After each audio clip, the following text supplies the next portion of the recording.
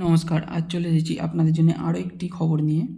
তো আগের দিন যেমন আপনাদেরকে জানিয়েছিলাম পুজোর শপিংয়ের উপরে যেমন দাম জিএসটি কমেছে, তেমনই অনেক কিছুর উপরে জিএসটির দাম বেড়েছে। তো জিএসটি কিসের উপরে বেড়েছে সেটা শুনে নিন। জিএসটি সিগারেটের প্যাকেট যেখানে আগে ছিল 128 টাকা, সেখানে 256 টাকা হয়েছে।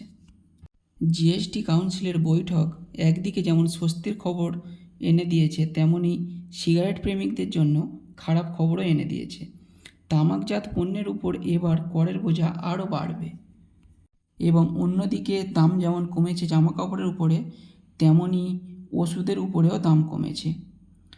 সিগারেট, গুটখা এবং পান মশলা ও সমস্ত তামাকজাত পণ্যের উপর করের বোঝা আরও বাড়ানো হচ্ছে।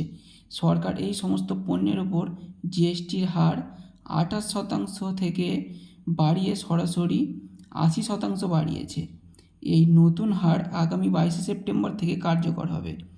কেবল এই তামাকজাত পণ্যই নয়, বিলাসবহুল গাড়ি, ফাস্টফুড এবং মিষ্টি বা চিনিযুক্ত পানীয়ের উপর 80% কর আরোপ করা হলো।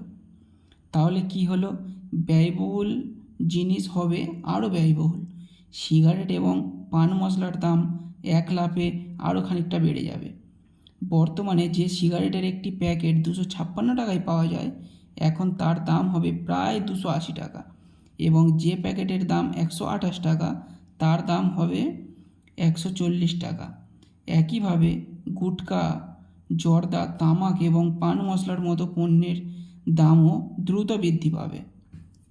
তাহলে শুনে নিন কী কী জিনিসের উপরে দাম বাড়ল।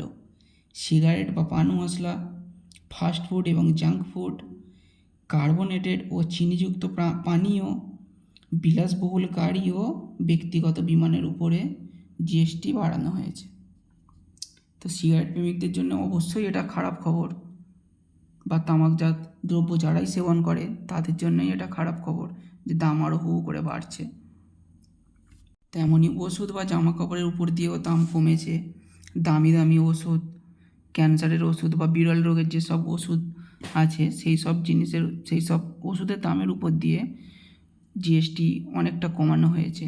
এবং নিত্য প্রয়োজনীয় জিনিস, মানুষের জামা কাপড় বলুন বা জুতো বলুন, এই সব জিনিসগুলোর উপর দিয়ে অনেকটাই জিএসটি কমানো হয়েছে।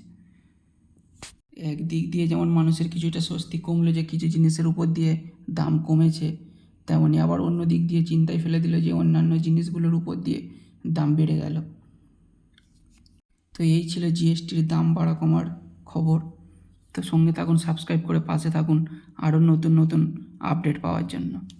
এই জিএসটি নিয়ে আপনাদের কি মতামত অবশ্যই কমেন্ট করে জানাবেন। আমিও দেখি যে আপনারা জিএসটির দাম কমা বাড়া নিয়ে আপনারা কি ভাবছেন, খুশি না খুশি নন, অবশ্যই কমেন্ট করে জানাবেন।